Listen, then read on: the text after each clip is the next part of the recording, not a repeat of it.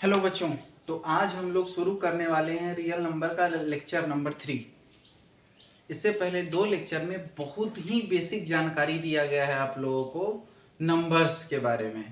चाहे वो number natural number हो, चाहे वो होल नंबर हो, चाहे प्राइम नंबर हो, चाहे को प्राइम नंबर हो, इस प्रकार के जितने भी नंबर थे जिसका जरूरी पड़ने वाला है इस एक्सरसाइज में, सबके बारे में 1 बाय 1 डिटेल्ड में डिस्कशन कर चुके हैं हम लोग। अब जो हम लोग आज पढ़ने वाले हैं वो पढ़ने वाले हैं एक्सरसाइज 1.1 का इंट्रोडक्शन। आज जो हम पढ़ने वाले हैं वो क्या पढ़ने वाले हैं, ये लेक्चर नंबर होने वाला है 3 और इसमें हम पढ़ने वाले हैं एक्सरसाइज 1.1 का इंट्रोडक्शन और प्लस एग्जाम्पल।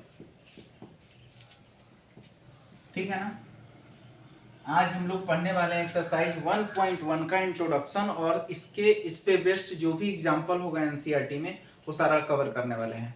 उससे पहले इस टॉपिक में आज हम पढ़ने क्या वाले हैं, तो टॉपिक में जो चीज पढ़ने वाले हैं उसका नाम है यूक्लिड डिवीजन लेमा और यूक्लिड डिवीजन एल्गोरिदम। ठीक है ना। दोनों टर्म बिल्कुल नया है आप लोगों के लिए। न तो आप लोग इससे पहले लेमा समझे हैं और ना ही इससे पहले आप लोग एल्गोरिदम नाम सुने होइएगा, क्योंकि 9th से पहले ये शब्द कभी आया ही नहीं है। ठीक है ना। दोनों को 1 बाय 1 समझने वाले हैं, लेमा क्या होता है और एल्गोरिदम क्या होता है। ठीक है ना। उससे पहले हम लोग जो ये चैप्टर रियल नंबर पढ़ने वाले हैं उसको 2 हिस्सा में बांटते हैं, एक तो भाग और एक गुना। इसी 2 हिस्सा में बटा हुआ है पूरा का पूरा चैप्टर। सिर्फ 2 हिस्सा में बटा हुआ है, भाग में और गुना में। कौन सा रियल नंबर मतलब वास्तविक संख्या सिर्फ 2 हिस्सा में बटा हुआ है, भाग में और गुना में। पहला जो एक्सरसाइज है पूरा का पूरा भाग पे बेस्ड है। पूरा का पूरा किस चीज पे बेस्ड है, भाग पर। ठीक है ना। जिसमें हम लोग HCF निकालेंगे। जिसमें हम क्या निकालेंगे, HCF। HCF का मतलब होता है highest common factor. Common factor जिसको हम लोग मौसा भी बोल देते हैं, महत्तम समापवर्तक। यही निकालने वाले हैं भाग विधि से। कैसे निकालने वाले हैं, भाग विधि से तो बचपन में ही सिखाया गया था, लेकिन नया क्या है, एल्गोरिथम क्या है, लेमा क्या है। ठीक है ना। इसके लिए एक साहब आए थे, नाम था यूक्लिड। ये बहुत बड़े गणितज्ञ थे, मैथमेटिशियन थे यूक्लिड साहब। उन्होंने अपना एक प्रमेय दिया, अपना एक सोच को सामने रखा गणित के लिए। ठीक है ना। और नाम पड़ा यूक्लिड डिवीजन लेमा। उसी को एक और नाम से जाना जाता है, यूक्लिड विभाजन प्रमेयिका। प्रमेयिका को गलती से प्रेमिका नहीं समझना है, ये क्या है, प्रमेयिका। ठीक है ना। लेकिन ये आपको गणित से प्यार करवा देगा अगर ढंग से आप वीडियो को देख लिए तो। ठीक है। ये कॉन्सेप्ट कहीं नहीं छूट के जाने वाला है, फ्री का नंबर देके जाएगा, ध्यान से समझना है। ये चैप्टर 2 टुकड़ा में बटा हुआ है, एक तो भाग वाला पार्ट है और एक गुना वाला पार्ट है। आज जो हम करने वाले हैं वो भाग वाला पार्ट करने वाले हैं, क्योंकि टॉपिक का ही नाम है डिवीजन या फिर यूक्लिड विभाजन। विभाजन मतलब भाग देना। ठीक है ना। और भाग देने से हम निकालेंगे HCF। HCF मतलब हाईएस्ट कॉमन फैक्टर, जिसे हम लोग मौसा बोलते हैं, महत्तम समापवर्तक बोलते हैं। ठीक है ना। इस कॉन्सेप्ट को समझने से पहले सबसे पहले हम लेमा को ही समझ लेते हैं। लेमा जिसे प्रमेयिका भी बोला जाता है, ये क्या होता है, इसके बारे में बोला जाता है कि कोई स्टेटमेंट है जो पहले से प्रूफ है, पहले से प्रूफ किया हुआ है, और उस प्रूफ किए हुए चीज से हम लोग कोई नई चीज को प्रूफ करते हैं, तो उसे क्या बोला जाता है, लेमा। फिर से समझाते हैं, समझ में आ जाएगा, टेंशन नहीं लेना है। जैसे सूरज पूरब में उगता है, ये पहले से प्रूवन है, पहले से सिद्ध है। ठीक है ना। अब सूरज की मदद से अगर हम कोई क्वेश्चन को सॉल्व कर रहे हैं कि सूरज पूरब में उगता है, ये हमको सिद्ध नहीं करना है, पहले से प्रमाणित है। तो किसी प्रमाणित चीज के सिद्ध हो चुका है वो सिद्ध, ठीक है ना, उसकी मदद से किसी क्वेश्चन को सॉल्व करना क्या कहलाता है, प्रमेयिका कहलाता है। एनसीईआरटी की भाषा देखें तो क्या लिखा हुआ है, सिद्ध किया हुआ कथन। एक स्टेटमेंट है जो पहले से प्रूफ किया हुआ है, ठीक है ना, जिसकी मदद से अन्य कथन को सिद्ध करना हो, किसी और चीज को सिद्ध करना, किसी सिद्ध चीज से अन्य चीजों को सिद्ध करना क्या कहलाता है? प्रमेयिका कहलाता है। अब किसी चीज को सिद्ध करने के लिए एक स्टेप होगा, स्टेप 1, स्टेप 2, स्टेप 3। ये जो स्टेप होता है इसे हम लोग क्या कहते हैं? एल्गोरिथम कहते हैं। इसे हम लोग एल्गोरिथम कहते हैं। जैसे बोर्ड मास है जिसमें गुना भी है, भाग भी है, जोड़ भी है, तो एक स्टेप है ना कि पहले भाग का प्रोसेस होगा, फिर जो भी प्रोसेस होता है मल्टीप्लाई का होगा, फिर एडिशन का होगा, फिर सब्ट्रैक्शन का होगा, ठीक है ना। तो ये जो प्रोसेस है, स्टेप है किसी भी प्रॉब्लम को सॉल्व करने का, उसे हम एल्गोरिथम कहते हैं। किसी भी क्वेश्चन में जो स्टेप यूज होता है किसी भी क्वेश्चन को सॉल्व करने के लिए, उस स्टेप को हम एल्गोरिथम कहते हैं। और ये सारा का सारा एल्गोरिथम किस पे लगने वाला है? भाग पर, क्योंकि टॉपिक ही हम पढ़ रहे हैं भाग दे करके एचसीएफ निकालना है, ठीक है ना। अगले एक्सरसाइज में गुना करके एचसीएफ और एलसीएम निकालना है, वो अलग टॉपिक है। अभी हम सिर्फ और सिर्फ भाग पे बात करने वाले हैं। तो प्रमेयिका का मतलब समझ में आ गया, लेमा का मतलब समझ में आ गया कि कोई स्टेटमेंट है जो पहले से प्रूव्ड है, हमको नहीं सिद्ध करना है, पहले से प्रूव्ड चीज है, सिद्ध किया हुआ चीज है, उसकी मदद से हम किसी क्वेश्चन को सॉल्व करेंगे। किसी सिद्ध किए हुए चीज से हम पहले से सिद्ध करेंगे।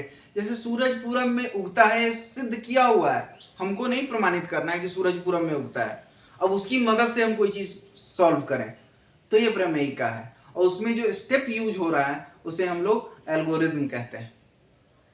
समझ में आ गया? अब ये अप्लाई कैसे होगा आइए समझते हैं। जैसे मान लीजिए हम 2 को भाग दे रहे हैं 23 में, तो 10 टाइम्स लगा, 10 दूना 20, 11 दूना 22, 11 टाइम लगा, और ये आ गया 1, ठीक है। तो अब अगर हम 2 से 23 में भाग दे रहे हैं तो भागफल आया 11 और शेषफल क्या आया? 1।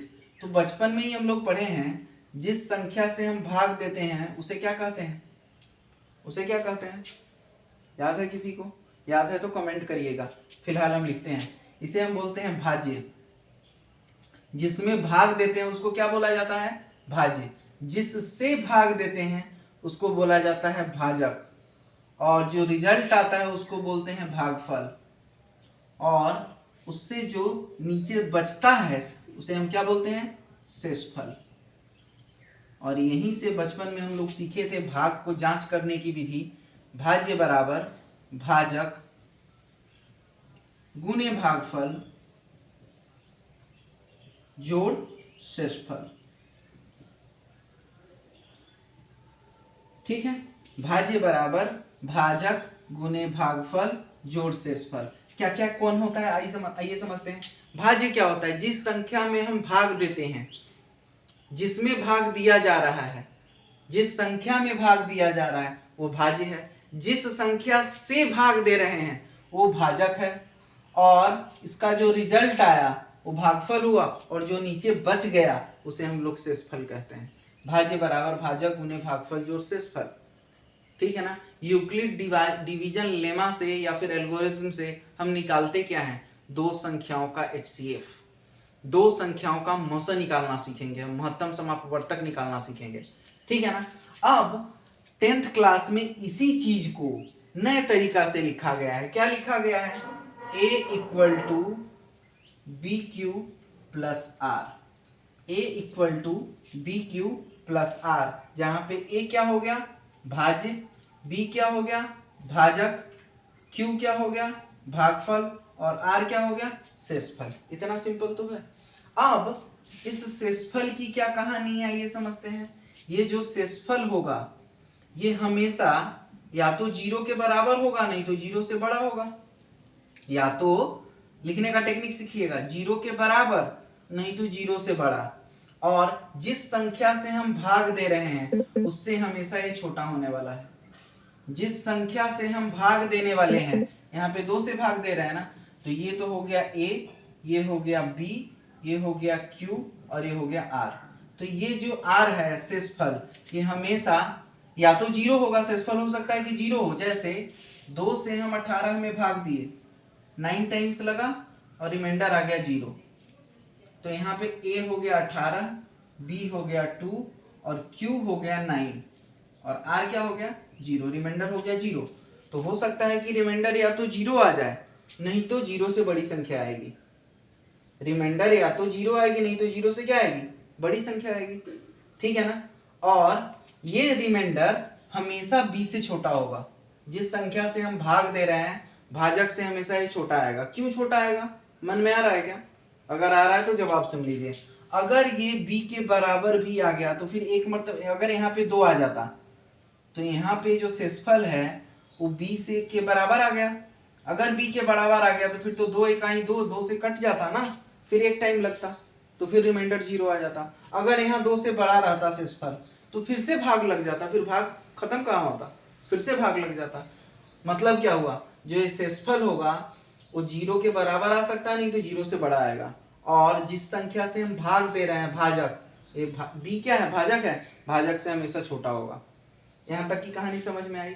अब आगे क्या करने वाले हैं, अब हम लोग लगाने वाले हैं यूक्लिड डिवीजन लेमा, मतलब यूक्लिड विभाजन प्रमेयिका।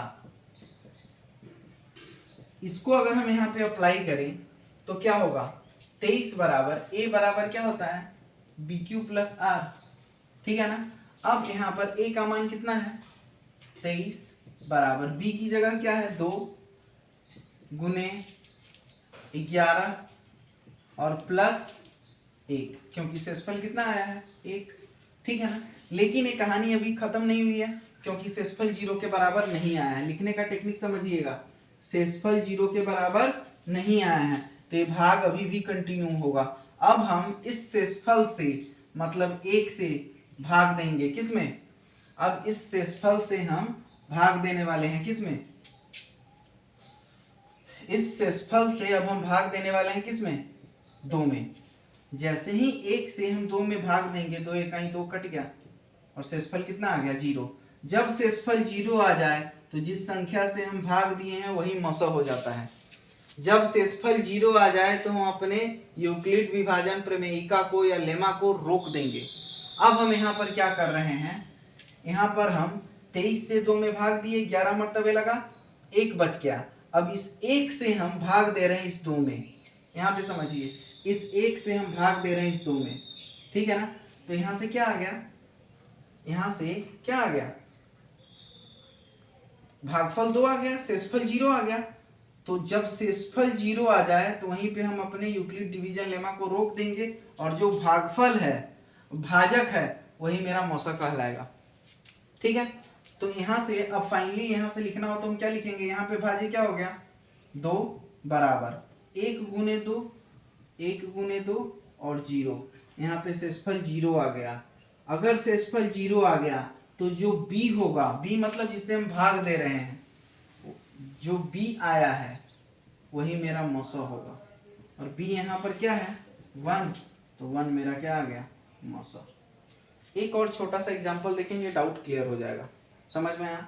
अब इधर वापसी करते हैं और देखते हैं कि किताब का परिभाषा क्या दिया है यूक्लिड विभाजन प्रमेयिका या फिर लेमा के लिए। बस एक लाइन यहाँ से आप याद रखिए, a बराबर BQ प्लस R। a क्या है, भाज्य बराबर भाजक गुने भागफल जोड़ शेषफल, जहां पर इस r का मान क्या होगा, r का मान 0 हो सकता है, नहीं तो 0 से बड़ा होगा। और जिस संख्या से हम भाग दे रहे हैं, जिस संख्या से हम भाग दे रहे हैं मतलब कि भाजक, इससे हमेशा ये छोटी होगी, ठीक है। दो धनात्मक पूर्णांक a और b दिए रहने पर ऐसी अद्वितीय पूर्ण संख्या q और r विभाजन विद्यमान है। और यहाँ से क्या लिखा गया है, a बराबर BQ प्लस R। तो कभी भी अगर किसी संख्या को, एक संख्या को दूसरे संख्या से, और दोनों धनात्मक संख्या होनी चाहिए, जब हम भाग देते हैं तो उसको हम लोग लिख सकते हैं a बराबर BQ प्लस R के फॉर्म में। यही है यूक्लिड विभाजन लेमा। जब दो धनात्मक संख्या को, एक संख्या को दूसरी संख्या से भाग देते हैं। अब मन में सवाल आ रहा होगा कि अगर दो संख्या दी हुई है तो किस संख्या को किस संख्या से भाग दें, ये आपको नहीं बताया जाएगा। तो हमको हमेशा ख्याल रखना है कि जो संख्या छोटी होगी उस संख्या से हम भाग देंगे बड़ी संख्या में। फिर से रिपीट कर रहे हैं, जो संख्या छोटी होगी उस संख्या से भाग देंगे बड़ी संख्या में, समझ में आया। और ये स्टेप को फॉलो करेंगे, और जो स्टेप फॉलो होता है उसे हम लोग एल्गोरिथम कहते हैं। एक और एग्जांपल लेते हैं, डाउट क्लियर हो जाएगा, फिर एनसीईआरटी का एग्जांपल करेंगे। यहाँ तक फटाफट नोट करिए, फटाफट। उम्मीद करते हैं नोट हो गया होगा। अब इस थ्योरम को मिटा रहे हैं। थ्योरम को मिटाने का बस एक रीजन है कि आप लोगों के सामने में हम नया नया समस्या रखते जाएं और उसे सॉल्व करते जाएं। ठीक है, अब शुरू करते हैं हम लोग एग्जाम्पल अभी एनसीईआरटी का नहीं लिया जा रहा है, अपने मन से हम ले रहे हैं। जैसे एक एग्जाम्पल ले लिए, 6,40 का मौसा ज्ञात करें। यूक्लिड डिवीजन लेमा से क्या कैलकुलेट करते हैं हम? यूक्लिड विभाजन प्रमेयिका से हम मौसा ही तो निकालते हैं दो संख्या का। यूक्लिड विभाजन प्रमेयिका से हम क्या निकालते हैं? दो संख्याओं का मौसा ही तो कैलकुलेट करते हैं। ठीक है ना? तो बोला गया है 6,40 का मौसा ज्ञात करें यूक्लिड विभाजन प्रमेयिका से, ये लिखा हुआ है। ठीक है ना? तो इन दोनों संख्या में हम देखेंगे कि छोटी संख्या कौन है। छोटी संख्या साफ साफ दिखाई दे रहा है 6, तो 6 से भाग देंगे किस में? 40 में। ठीक है, अब ये मेरे लिए जो छोटी संख्या वो मेरे लिए b हो गया, और जिसमें हम भाग दे रहे हैं वो मेरे लिए a हो गया। और मेरे पास यूक्लिड विभाजन प्रमेयिका से क्या आया है? a equal to bq plus r। और हमेशा यहाँ पे r का मान लिखेंगे कि ये 0 से बड़ा होगा या 0 के बराबर होगा और b से छोटा होगा। इस चीज का बस आपको याद रखना और इसको ख्याल कर रखना है, क्वेश्चन में कुछ भी नहीं है। अब 6 का टेबल पढ़िए, 6 से 6 टाइम लगाएंगे 36 हो जाएगा। यहाँ पे आ गया 4, यहाँ पे क्या आ गया? 4। क्या रिमाइंडर 0 है? तो यहाँ पे साफ साफ दिखाई दे रहा है कि रिमाइंडर 0 नहीं है। अगर रिमाइंडर 0 नहीं है तो भाग अभी और लगेगा, क्योंकि हमको तो मौसा निकालना है, महत्तम समापवर्तक निकालना है, HCF कैलकुलेट करना है। तो फिर यहाँ से हम 40 को क्या लिख सकते हैं? यहाँ से पहले लिखेंगे यूक्लिड विभाजन लेमा से। यहाँ पे लिखना पड़ेगा a बराबर bq प्लस r। ठीक है, और यहाँ पे r नॉट इक्वल टू 0 है, यहाँ पर r नॉट इक्वल टू 0 है। यहाँ से क्या आ जाएगा? a क्या है? 40 इक्वल टू 6 इंटू 6 और प्लस 4। लेकिन रिमाइंडर 0 नहीं है, तो फिर से कहानी अभी और आगे बढ़ेगा। अब हम लोग कहीं रफ में इस 4 से भाग लगाएंगे इस 6 में। अब हम कहीं रफ में 4 से भाग लगाएंगे किस चीज में? 6 में। 4 इकाई 4, ये आ गया 2। ठीक है, अभी भी शेषफल 0 नहीं आ रहा है, फील दिलाना है तो थोड़ा यहीं पे लिख देते हैं, लेकिन ये काम आप रफ में करिएगा, यहाँ पे डायरेक्ट लिखिएगा। 4 से अब हम भाग देने वाले हैं किस में? इस 6 में। इस शेषफल से अब हम भाग देने वाले हैं किस में? इस 6 में। यहाँ पे भी वही कहानी हो रहा था, यहाँ पे भी वही कहानी हो रहा था जब हम लोग भाग दिए थे तो। ठीक है ना? तो 4 से जब 6 में भाग देंगे तो क्या आएगा? 4 इकाई 4, ये बच गया 2। अभी भी शेषफल 0 नहीं आ रहा है, लेकिन अब हम इस 6 को क्या लिख सकते हैं? अब हम इस 6 को क्या लिख सकते हैं? इस 6 को लिखा जा सकता है 4 गुने 1 और जोड़ 2। अभी भी शेषफल क्या 0 के बराबर आया? नहीं, तो अभी भी भाग कंटिन्यू रहेगा। अब हम लोग इस शेषफल से फिर से भाग लगाएंगे किस में? इस 4 में, इसमें। ठीक है, इस शेषफल से फिर हम किस में भाग लगाने वाले हैं? इस 4 वाली संख्या में। तो यहाँ से क्या आ जाएगा? यहाँ से देखिएगा, अब हम 2 से भाग लगाने वाले हैं 4 में, इस 2 से भाग लगाने वाले हैं 4 में, और 2 दूनी 4, कट के रिमाइंडर 0 आ गया। जिस दिन रिमाइंडर 0 आ जाएगा हम अपने भाग को रोक देंगे। ठीक है ना? और जो b होगा वही मेरा HCF कहलाएगा। ठीक है ना? तो यहाँ से अगर हम ये चीज लिखें तो 4 बराबर क्या हो जाएगा? 2 गुने 2 और जोड़ 0, क्योंकि रिमाइंडर यहाँ 0 है। जैसे ही रिमाइंडर 0 आया, जो मेरा भागफल है, और यहाँ पे भागफल कौन है? यहाँ पर भागफल कौन है? भाज्य बराबर भाजक गुने भागफल जोड़ शेषफल। तो जो भाजक है वही मेरा क्या हो जाएगा? वही मेरा क्या हो जाएगा? वो मेरा मौसा हो जाएगा। ठीक है ना? तो यहाँ से मौसा क्या आ गया? इसलिए मौसा किसका? 6,40 का। मौसा किसका? 6,40 का। कितना हो गया? 2। और यही मेरा आंसर हो गया। ये इतना सरल स्टेप है। तो तो जो ये फॉलो हुआ है ए बराबर बी क्यू प्लस आर, ये यूक्लिड डिवीजन लेमा है, और जो स्टेप यूज हुआ है ये स्टेप को हम बोलते हैं एल्गोरिथम। उम्मीद करते हैं एल्गोरिथम समझ में आ गया होगा, और यूक्लिड विभाजन लेमा किसे कहते हैं वो समझ में आ गया होगा। अब शुरू करेंगे हम लोग एनसीईआरटी के एग्जाम्पल। ये बेसिक एग्जाम्पल खुद से लिया गया था, इसको फटाफट नोट करिए। शुरू करते हैं इसका एनसीईआरटी का एग्जाम्पल, फटाफट नोट करिए फटाफट।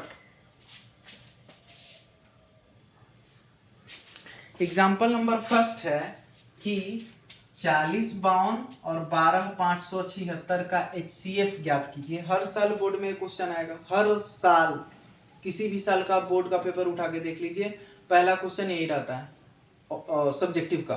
बोला गया है 40 52 और 12576 का HCF ज्ञात कीजिए। किस विधि से? यूक्लिड विभाजन प्रमेयिका। यूक्लिड विभाजन प्रमेयिका क्या होता है? A बराबर बी क्यू प्लस आर। याद हो गया?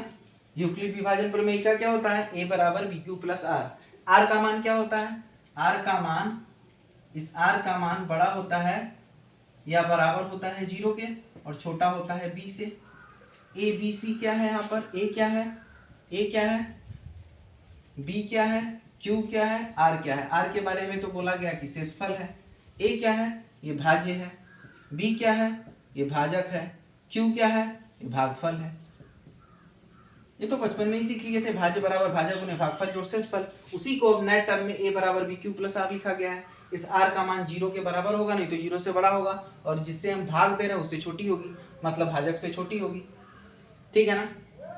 अब बोला गया है 40 52 और 12 576, 40 52 और 12576। तो सबसे पहले हम ये देखेंगे कि इन दोनों में छोटी संख्या कौन है, इन दोनों में छोटी संख्या कौन है या इन दोनों में बड़ी संख्या कौन है। तो दिखाई दे रहा है कि 12576 बहुत बड़ी संख्या है, तो जो संख्या बड़ी होगी वो मेरा भाज्य बनेगा, ए बनेगा। ठीक है, और जो संख्या छोटी होगी वो संख्या बी बनेगी।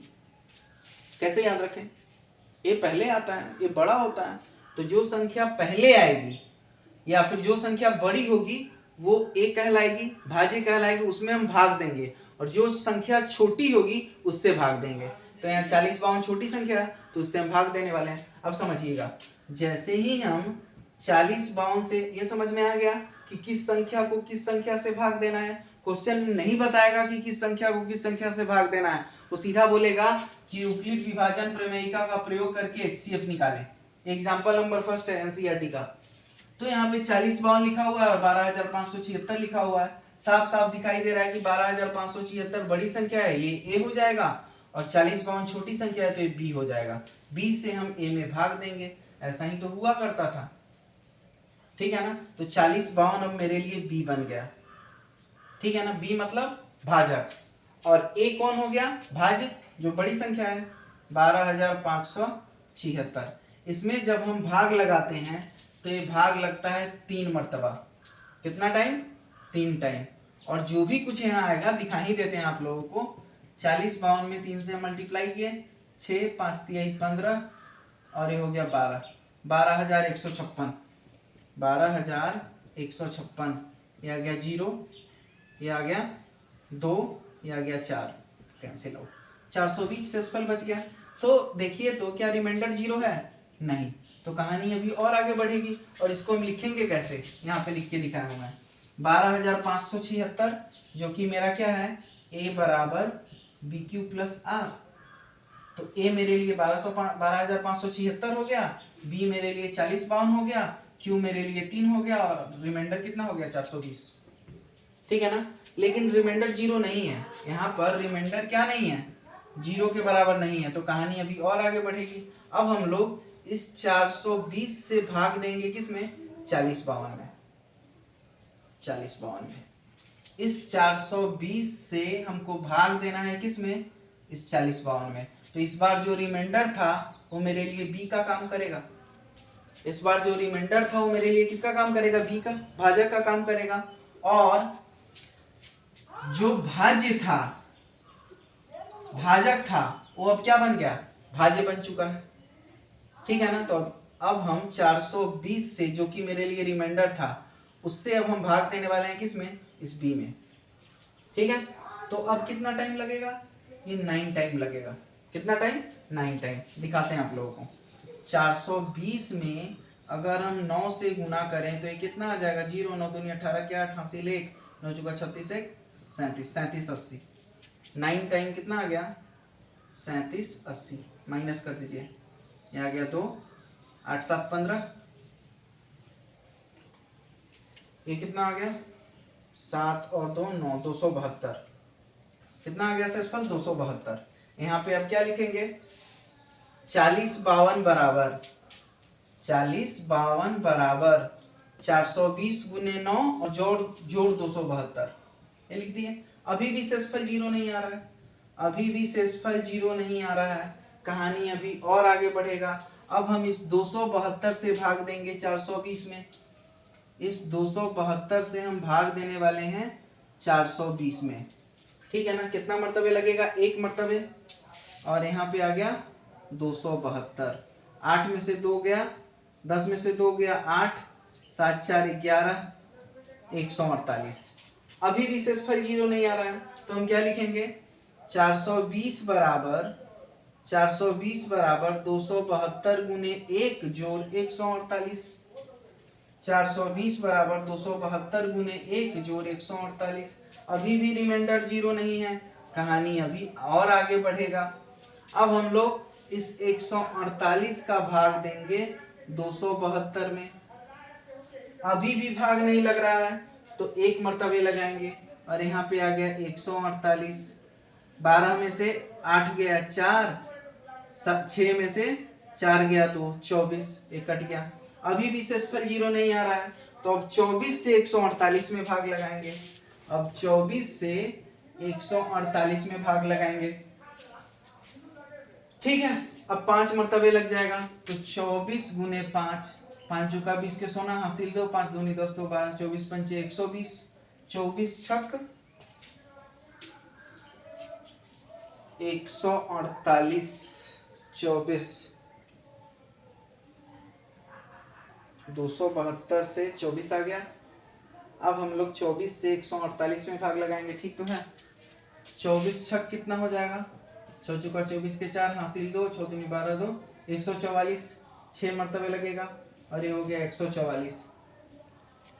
कहाँ गलती हुआ भाई, 148 से 272 में भाग लगाए, 1 मर्तबे। 148 दूना कितना हो जाएगा, 148 में 2 से 8 दूनी 16 के 4 हासिल 1 28 से 29 296 ज्यादा हो जा रहा है, ठीक है। 12 में से 8 गया 4, ये बच गया 6। यहाँ पे गलती क्या हुआ, 12 में से 8 गया 4, ये बच गया 6, 6 में से 4 गया 2, 2 में से गया 124, ठीक है। अब यहाँ पर कहानी कुछ ऐसी हो गई, तो इसको हम क्या लिख सकते हैं, 272 को 148 गुने 1 जोड़ 24। 272 को क्या लिख दिए, 148 गुने 1 जोड़ 124। अब अभी भी शेषफल 0 नहीं आ रहा है, तो हम क्या करेंगे, 124 से भाग लगाएंगे 148 में, 1 मर्तबे, ये आ गया 124, घटा तो 24 आ गया। अभी भी शेषफल 0 नहीं आ रहा है, लेकिन इसको फिर से यूक्लिड विभाजन लेमा में लिखना पड़ेगा। तो 148 बराबर 124 गुने 1 जोड़ 24, 148 बराबर 124 गुने 1 जोड़ 24। अब कहानी और आगे बढ़ेगा, तो 24 का भागा अब हम किससे देने वाले हैं, 124 में देने वाले हैं। 24 का भागा तो 24 पंचे कितना हो जाएगा, देखते हैं 24 चुका कितना होता है। 24 पंचे 5 चुका 20 हासिल 2 5 दूनी 24 पंचे 120, 5 मर्तबे लगा दिए 120, ये आ गया 4। अभी भी शेषफल 0 नहीं आ रहा है, अभी भी शेषफल 0 नहीं आया, तो फिर से इसको क्या लिखेंगे, 124 बराबर 24 गुने 5 जोड़ 4। 124 बराबर क्या लिखेंगे, 24 गुने 5 जोड़ 4। अभी भी रिमाइंडर 0 नहीं था, यहाँ भी रिमाइंडर 0 नहीं है, तो कहानी बढ़ता जाएगा। ये भाग कब तक लगाएंगे, जब तक कि शेषफल 0 ना आ जाए। जिस दिन शेषफल 0 आया, उसमें जो b का मान होगा, जिससे हम भाग दे रहे हैं, जो मेरा भाजक है, वही मेरा क्या हो जाएगा, महत्तम समापवर्तक मौसा हो जाएगा, HCF हो जाएगा। लेकिन अभी तक तो रिमाइंडर 0 आया नहीं, भाग शेषफल 0 आया नहीं, तो हम 4 से भाग देने वाले हैं 24 में। और ये हो गया 4 छक 24। यहाँ पे रिमाइंडर 0 आ गया। तो जब रिमाइंडर 0 आ जाए तो जिस संख्या से भाग दे रहे हैं वही मेरा क्या है, मौसा है। यहाँ पे रिमाइंडर आ गया 0, 4 × 6 + 0। तो जिस संख्या से हम भाग दिए हैं, किस संख्या से भाग दिए थे, 4 से, तो ये 4 मेरे लिए क्या हो गया, HCF। और कमाल का फैक्ट और क्या है सो समझिएगा, जिस जिस संख्या से हम भाग दिए हैं, जिसका शेषफल 0 नहीं आया था, वो सभी संख्या का मौसा क्या आने वाला है, 4 ही आने वाला है। 40, 52 और 12 576। फिर और समझिएगा, 420 यहाँ पे लिखते हैं हम, कहाँ लिखे,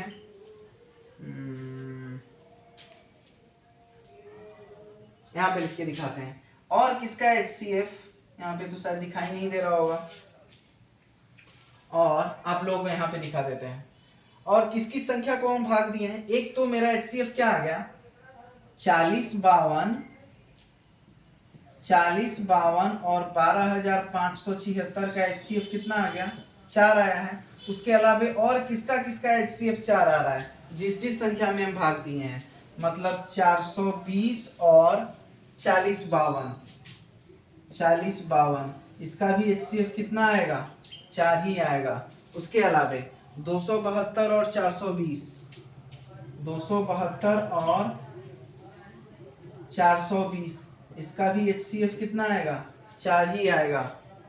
और 148 और 272, 148 और 272, इसका भी HCF कितना आएगा, 4 ही आएगा।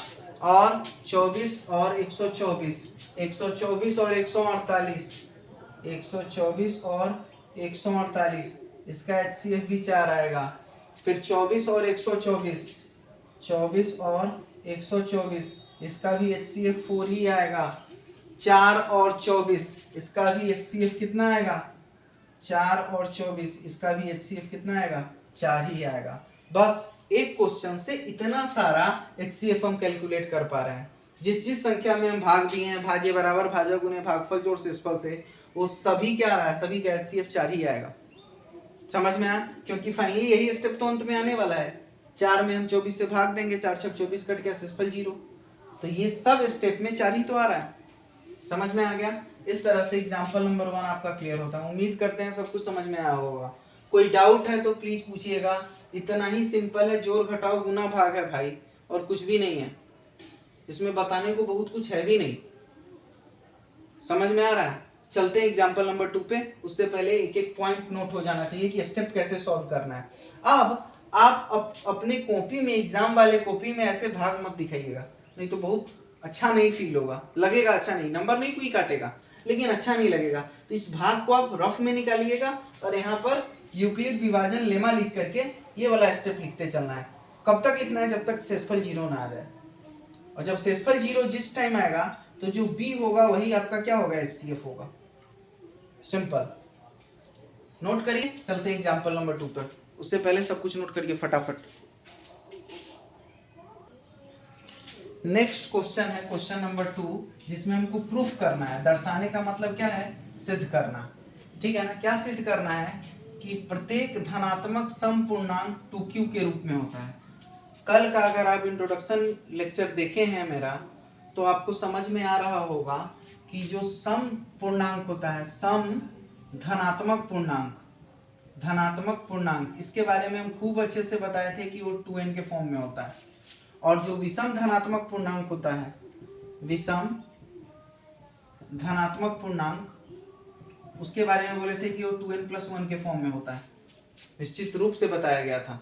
अगर आप नहीं देखे तो प्लीज देखिए उस वीडियो को, तभी आपको समझ में आएगा कि सम धनात्मक पूर्णांक क्या होता है, जो 2n के फॉर्म में होता है, और विषम धनात्मक पूर्णांक किस रूप में होता है, 2n+1 के फॉर्म में होता है। अब यहाँ पर n क्या है, n एक पूर्णांक है, ठीक है ना। तो यहाँ पर अब n ना रख करके q रख दिया गया है, किताब में q दे दिया है, और बोल रहा है कि आप इसको प्रमाणित करिए कि सम धनात्मक पूर्णांक 2q के रूप में होता है और विषम धनात्मक पूर्णांक 2q+1 के रूप में होता है। इस चीज को प्रमाणित करना है, ठीक है ना। बहुत सिंपल स्टेप है, स्टेप को फॉलो करना है। इस टाइप का जितना भी क्वेश्चन होगा सारा समझ में आ जाएगा, बन जाएगा। बट लेकिन आपको याद होना चाहिए कि सम धनात्मक पूर्णांक होता क्या है। जो भी संख्या धनात्मक में जो पॉजिटिव है, जैसे 2, 4, 6, 8 ये सब 2 का मल्टीपल है, 2 का गुणांक है, 2 का गुणज है। तो ये सभी संख्या क्या हो गई? सम धनात्मक पूर्णांक। और जैसे 3, 5, 7, 9, 11 इसमें 2 से भाग नहीं लग रहा है और धनात्मक संख्या है, तो ये विषम धनात्मक पूर्णांक हो गया। तो ये विषम धनात्मक पूर्णांक 2q + 1 के फॉर्म में होगा और ये सम धनात्मक पूर्णांक 2q के फॉर्म में होगा। और q क्या है? पूर्णांक है। इस चीज को प्रमाणित करना है। तो प्रमाणित करने के लिए हम लोग देखेंगे कि यहाँ पर हम लोग लगाएंगे क्या? यूक्लिड विभाजन एल्गोरिदम। क्या कहता है यूक्लिड विभाजन एल्गोरिदम? a = bq + r। और यहाँ पर ख्याल रखिएगा r का मान क्या होता है? r का मान 0 के बराबर या फिर 0 से बड़ा और b से छोटा। अब समझिएगा हमको किस रूप में लाना है? 2q या फिर 2q + 1 के फॉर्म में लाना है, ठीक है ना। अब यहाँ पर a का मान हमको नहीं पता है, तो हम मान लेते हैं कि माना कि a एक धनात्मक पूर्णांक है, माना कि a एक धनात्मक पूर्णांक है, धनात्मक पूर्णांक है, कुछ भी हो सकता है, हमको नहीं पता है। और किससे भाग देना है? b से। और b का मान यहाँ पर क्या दिया हुआ है? 2। 2q ना, यहाँ पर जो फॉर्मूला होता है वो bq + r होता है। q की जगह तो q दिया ही है, बस यहाँ पर b की जगह 2 ले लेना है, b = 2। ये कहाँ से आ रहा है? समझ में आ रहा है? b का मान 2 यहाँ पे दिया हुआ है, 2q + r होता है ना, तो q का मान तो q दिया ही है और b की जगह 2 ले लिए हैं। और a धनात्मक पूर्णांक हम अपने मन से मान लिए कि a एक धनात्मक पूर्णांक है। a ही क्यों माने, c d क्यों नहीं मान रहे हैं? क्योंकि जो हम थ्योरम पढ़े हैं उसमें a = bq + r है, तो a को धनात्मक पूर्णांक मान लिए। अब होता क्या है, अगर हम a में किसी b से भाग देते हैं तो यहाँ पे q आता है और यहाँ पर r आता है, और यहीं से तो लिखते हैं a = bq + r। समझ में आ रहा है? तो जो यहाँ पे 2q का फॉर्म आएगा वो सम धनात्मक पूर्णांक होगा और 2q + 1 होगा वो विषम धनात्मक पूर्णांक होगा। प्रूफ करना है हमको, ठीक है। यहाँ तक समझ में आया। अब इस r के बारे में समझते हैं। सबसे जरूरी चीज, ये जो r है वो क्या आने वाला है? b। ये जो b है, r का मान क्या होता था? r का मान होता था या तो 0 नहीं तो 0 से बड़ा और b से छोटा। अब यहाँ पे b है 2। समझिएगा, ये लाइन सबसे ज्यादा जरूरी है। इस r का मान क्या क्या होने वाला है? तो यहाँ पर इस r को हम लिखेंगे कि ये 0 से बड़ा है नहीं तो 0 के बराबर है और b से छोटा है। अब यहाँ पर इस r का मान देखिए, b का मान क्या है? 2, तो 2 से तो छोटा ही होगा। 0 के बराबर या 0 से बड़ा और 2 से छोटा। कौन कौन सी संख्या है ऐसी जो 0 के बराबर हो और या 0 से बड़ी हो लेकिन 2 से छोटी हो? 2 से छोटी संख्या कौन होती है? 2 से छोटी संख्या तो बहुत सारी होती है, लेकिन जो 0 के बराबर हो नहीं तो उससे बड़ी हो। तो r का मान कितना आया? 0, जो कि 0 के बराबर है। फिर 1, 2 ले सकते हैं क्या r का मान? नहीं, 2 से छोटी होनी चाहिए संख्या। तो r का कौन कौन सा वैल्यू हुआ? 0 और 1। ये चीज हमको समझ में आ गया कि r का मान जो होगा वो 0 और 1 होगा। इस इक्वेशन से हमको पता चला, इस इंफॉर्मेशन से पता चला कि r का मान 0 और 1 होगा। अब हम लोग r का मान सबसे पहले क्या लेने वाले हैं? 0 लेने वाले हैं। r का मान 0 और 1 हुआ। अब हम लोग लिखेंगे r = 0 लेने पर। r का मान अभी हम सबसे पहले क्या ले रहे हैं? 0 ले रहे हैं। रखिए यहाँ पर। यहाँ पर अगर हम रखते हैं तो a का मान क्या आ गया? a = b का मान है 2, q का मान कितना है? नहीं पता, और प्लस r का मान आ गया 0। यहाँ से क्या आ गया? a = 2q। ठीक है। अब हम लोग r का मान क्या लेने वाले हैं? r = 1 लेने वाले हैं। ठीक है।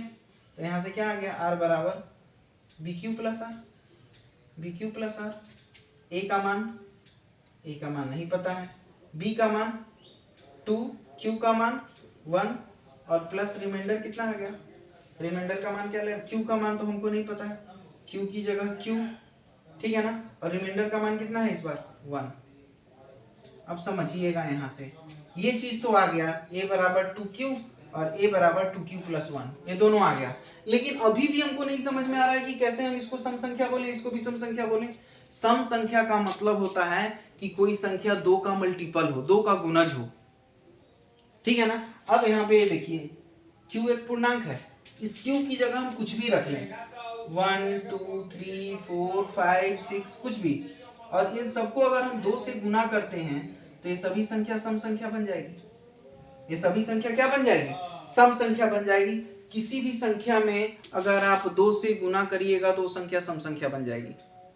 समझ में? किसी भी पूर्णांक में अगर हम 2 संख्या से गुना करते हैं, संख्या 2 से गुना करते हैं किसी भी पूर्णांक में, तो सम संख्या बन जाएगी। 1 में 2 से गुना किए 2 आ गया, 3 में 2 से गुना कर रहे हैं 6 आ गया, ये भी सम संख्या है। 4 में 2 से गुना करेंगे 8 आ गया, ये भी सम संख्या है। 9 में 2 से गुना करेंगे 18, ये भी सम संख्या है। तो 2q होने का मतलब क्या है? 2q होने का मतलब है कि ये सम संख्या है, यह सम संख्या है, ठीक है ना। और 2q प्लस 1 ये 2 का मल्टीपल नहीं है, तो ये क्या हो गया? इसे हम लोग बोल देंगे विषम संख्या, इसे हम बोल देंगे विषम संख्या, क्योंकि ये 2 का मल्टीपल नहीं है। 2 का मल्टीपल कब होता? जब यहाँ पर 1 नहीं, यहाँ पे 2 रहता। समझिएगा बात को। अगर कहीं पे 2q प्लस 2 लिखा है तो यहाँ से 2 कॉमन लिया जा सकता है, तो यहाँ पे क्या आ जाता है? q plus 1। अब ये q प्लस 1 है, इसमें 2 से गुना कर रहे हैं तो ये सम संख्या होता है। लेकिन यहाँ तो 2 से गुना ही नहीं हो रहा है, यहाँ से 2 से गुना करके 1 जोड़ दे रहा है। बात समझ में आ रहा है? ये पूरा 2 का मल्टीपल होना चाहिए, लेकिन यहाँ हो रहा है क्या? नहीं हो रहा है, तो ये विषम संख्या है। समझ में आ रहा होगा, उम्मीद कर रहे हैं। कुछ भी नहीं इस सब क्वेश्चन में। कोई फिर भी अगर डाउट आ रहा है तो प्लीज पूछ लीजिएगा, ठीक है ना। चलते हैं नेक्स्ट क्वेश्चन पे। प्रमाणित हुआ कि विषम धनात्मक पूर्णांक है और ये सम धनात्मक पूर्णांक है, यही तो बोला था लिखने के लिए। नेक्स्ट क्वेश्चन पे चलते हैं, फटाफट नोट करिए। एग्जांपल नंबर 3 पे चलते हैं।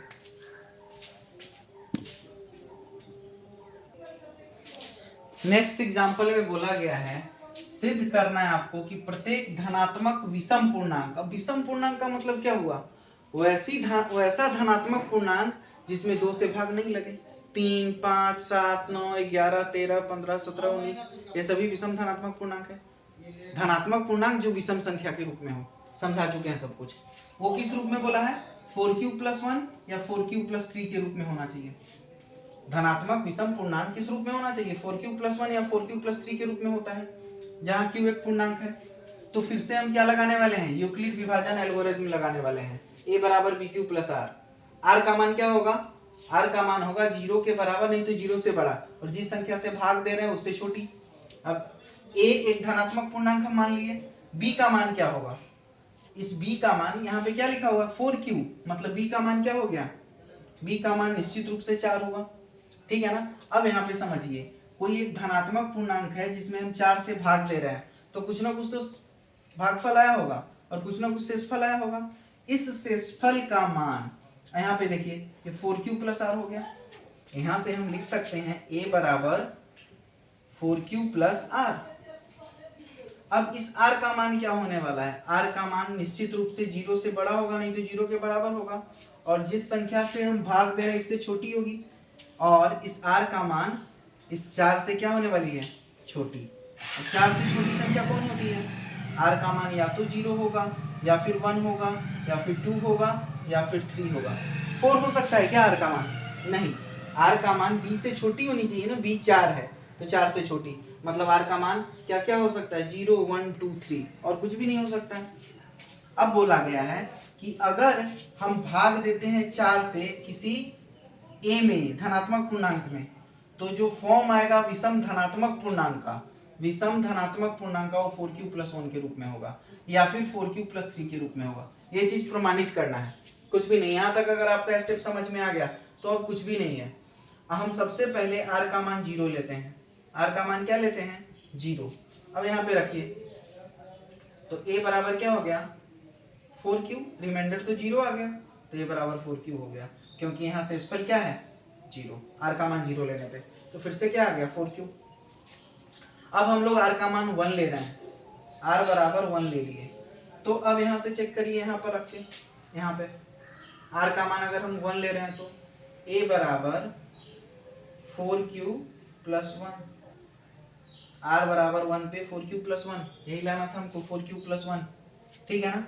अच्छा ठीक है, अब r बराबर 2, r बराबर 2 यहाँ पे रखिए, r बराबर 2, तो a बराबर क्या हो गया 4q प्लस 2, और यहाँ से r बराबर 3 लेके चेक करते हैं, r बराबर 3, तो यहाँ से क्या आ गया a बराबर 4q प्लस 3, ठीक है।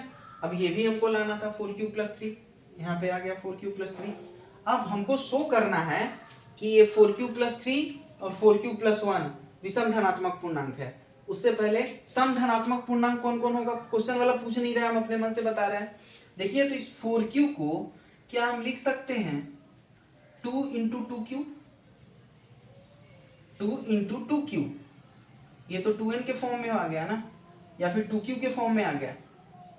और 2q के फॉर्म में क्या होता है, जब कोई चीज अगर 2q के रूप में हो तो उसे हम क्या बोलते हैं, समधनात्मक पूर्णांक, समधनात्मक पूर्णांक। अब यहाँ पर 2 की जगह 2 है और इस q की जगह क्या है 2q, तो ये तो समधनात्मक पूर्णांक हो गया, मतलब 4q क्या हो गया समधनात्मक पूर्णांक। समझ में आ रहा है। अब आते हैं यहाँ पे 4q प्लस 1, a बराबर 4q प्लस 1।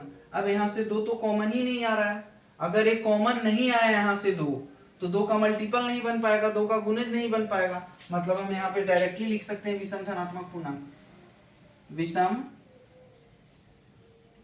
धनात्मक पूर्णांक, यही प्रूफ करना था। तीसरे पे आते हैं, यहाँ पे लिखा हुआ है r बराबर 2 लिए हैं तो 4q प्लस 2। अब यहाँ से समझिए, अगर यहाँ पर लिखा हुआ है 4q प्लस 2, जब हम r का मान 2 लिए हैं तो यहाँ से 2 कॉमन ले लिए तो क्या बचा 2q प्लस 1। अब यहाँ पे देखिए 2q के फॉर्म में फिर आ गया, ये पूरा का पूरा q मान लेते हैं तो इसमें 2 से गुना हो रहा है, ये तो 2q के फॉर्म में आ गया, ये हो गया समधनात्मक पूर्णांक, समधनात्मक पूर्णांक। तो ये वाला जो टर्म आया इसको हम लिख सकते हैं 2 इंटू 2q प्लस 1, और ये समधनात्मक पूर्णांक आ गया। लेकिन हमको प्रूफ करना है 4q प्लस 3 को भी समधनात्मक पूर्णांक, ये पूछा नहीं, पूछता तो बता देते कि समधनात्मक पूर्णांक है। अब यहाँ पे आ जाइए, यहाँ से क्या 4q प्लस 3 में 2 कॉमन आ रहा है, अगर 2 कॉमन नहीं आ रहा है तो ये क्या हो गया विषम धनात्मक पूर्णांक, विषम धनात्मक पूर्णांक। इतना ही आपसे पूछा जा रहा है कि ये विषम धनात्मक पूर्णांक है। तो कौन कौन सा विषम धनात्मक पूर्णांक हुआ 4q प्लस 3 और 4q प्लस 1, क्योंकि 2 कॉमन ही नहीं आ रहा है, अगर 2 कॉमन नहीं आया तो फिर वो 2q के रूप में हो ही नहीं पाएगा। समझ में आ रहा होगा आप लोगों को। अब हम लोग चलते हैं लास्ट एग्जाम्पल पर, एग्जाम्पल नंबर 3। इससे पहले आप फटाफट नोट करिए, फिर चलते हैं एग्जाम्पल नंबर 3 पर, फटाफट नोट करिए। ये इस एक्सरसाइज का लास्ट क्वेश्चन है, एग्जाम्पल नंबर 4, बहुत ही कमाल का क्वेश्चन है, ठीक है ना। इसको बताने का 2 तरीका है। एक तरीका क्या है कि इतना लंबा चौड़ा क्वेश्चन को पढ़िए और बोल दीजिए कि इन दोनों नंबर का HCF निकाल लो, क्वेश्चन हो गया खत्म। लेकिन बच्चों को समझ में नहीं आया कि ये क्वेश्चन का मतलब क्या है, डायरेक्टली टीचर लोग बता दिए कि इसका HCF निकाल लो, आंसर हो गया। क्वेश्चन तो फील आना चाहिए ना। क्वेश्चन पढ़ते हैं क्या बोला है। बोला है कि एक मिठाई विक्रेता है जिसके पास 420 काजू की बर्फी है और 130 बादाम की बर्फी है, ठीक है ना। अब काजू की बर्फी और बादाम की बर्फी को एक ट्रे में सजाना है।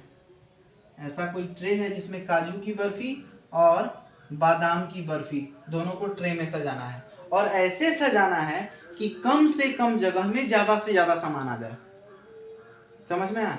कभी भी अगर आगे पढ़ते हैं, वह इनकी ढेरियां बनाना चाहता है कि प्रत्येक ढेरी में बर्फियों की संख्या समान रहे तथा ये ढेरियां बर्फी की परात में न्यूनतम स्थान घेरे। कभी भी न्यूनतम शब्द आ जाए कि सबसे कम जगह घेरे, सबसे कम संख्या हो, तो वहां पर आपको हमेशा याद रखना है कि HCF ही निकलेगा, महत्तम ही निकलेगा। ये क्वेश्चन HCF का है तो आपको समझ में आ रहा है कि HCF निकालना है। लेकिन बोर्ड के पेपर में थोड़े ना क्वेश्चन लिखा रहेगा कि ये रियल नंबर का क्वेश्चन है। वहां पर आपका प्रेजेंस ऑफ माइंड ही रहेगा, सिर्फ जो दिमाग से सोच पाएगा कि ये किस चैप्टर का क्वेश्चन है। तो ये क्वेश्चन न्यूनतम जगह घेरने के लिए आ रहा है, तो यहाँ पे हम HCF निकालेंगे। समझ में आया? कहीं भी अधिकतम वाला टर्म आएगा तो वहां पर हम लोग LCM निकालते हैं, आगे चल के पता चलेगा आप लोगों को, ठीक है ना। तो बोल रहा है कि काजू की बर्फी और बादाम की बर्फी को इस तरीका से रखिए कि ये सबसे कम जगह ले, न्यूनतम जगह घेरे, ठीक है ना।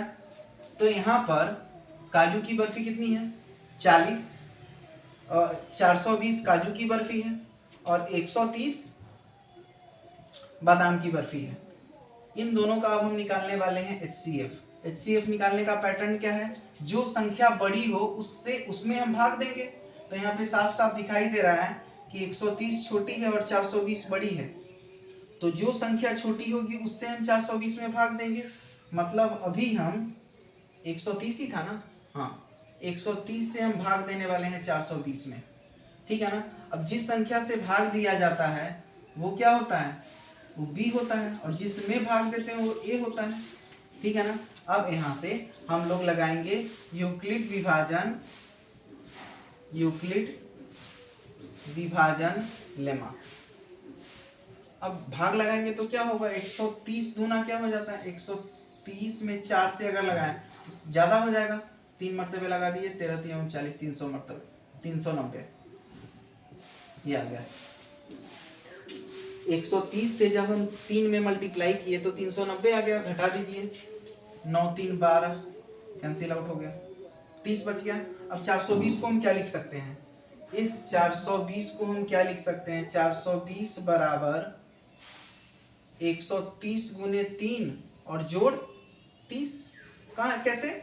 A बराबर BQ प्लस R से, BQ प्लस R से, ठीक है ना। अब A क्या है? 420, B क्या है? 130, 3 क्या हुआ? Q, और R क्या हो गया? 30। क्या है सिर्फ 0 के बराबर आया? नहीं, तो कहानी अभी और आगे बढ़ेगी। अब हम इस 30 का भाग 130 में देने वाले हैं, 4 मरतबे लग गया, 30 चौका 120, ये आ गया 10। अभी भी सेसफाई 0 नहीं आया, तो अब हम यहाँ से 130 को क्या लिख सकते हैं? इस 130 को क्या लिखा जा सकता है? 30 गुने 4, 30 गुने 4 और जोड़ 10। अभी भी सेसफाई 0 के बराबर नहीं है, कहानी और आगे बढ़ेगा। अब हम इस 10 का भाग इस 30 में देने वाले हैं, और 10 तिया 30 कट गया, ठीक है ना। तो यहाँ से अब हम इस 30 को क्या लिख सकते हैं? इस 30 को लिखा जा सकता है 10 गुने 3 और जोड़ 0। यहाँ पे रिमाइंडर क्या आ गया? 0। जैसे ही भाग शेषफल 0 आए तो जो B होगा, जो भाजक होगा, वही मेरा क्या कहलाएगा? वही मेरा मौसा कहलाएगा। मतलब मौसा क्या हुआ यहाँ से? इसलिए HCF ऑफ किसका किसका निकालना है? 130, 420 कितना आ गया? कितना आ गया? 10। 10 से ही भाग दे रहा है ना, तो 10 आ गया, ठीक है ना। और क्वेश्चन में क्या पूछा है? कितनी बर्फियां रखी जा सकती है प्रत्येक ढेरी में? मतलब इस ट्रे में हम लोग 10-10 की बर्फियां डाल सकते हैं, 10 ऐसे बर्फी डाला जाएगा, ठीक है ना। एक बार आंसर NCERT से चेक करते हैं कितना लिखा हुआ है। 420 और 130 का HCF 10 है, इसलिए प्रत्येक बर्फियों के लिए मिठाई विक्रेता 10-10 की ढेरी बनाना चाहता है। सिंपल।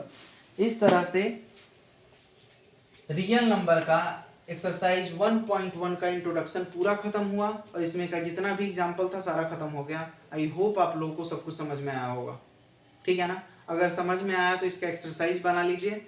नेक्स्ट लेक्चर में हम लोग इसके एक्सरसाइज के क्वेश्चन पे आएंगे 1.1 पे। उम्मीद करते हैं आप लोग ट्राई करके आइएगा, जो नहीं बना होगा वो देखिएगा तो और ज़्यादा मजा आएगा, ठीक है ना। आज के लिए इतना ही, फटाफट नोट करिए, मिलते हैं नेक्स्ट लेक्चर में।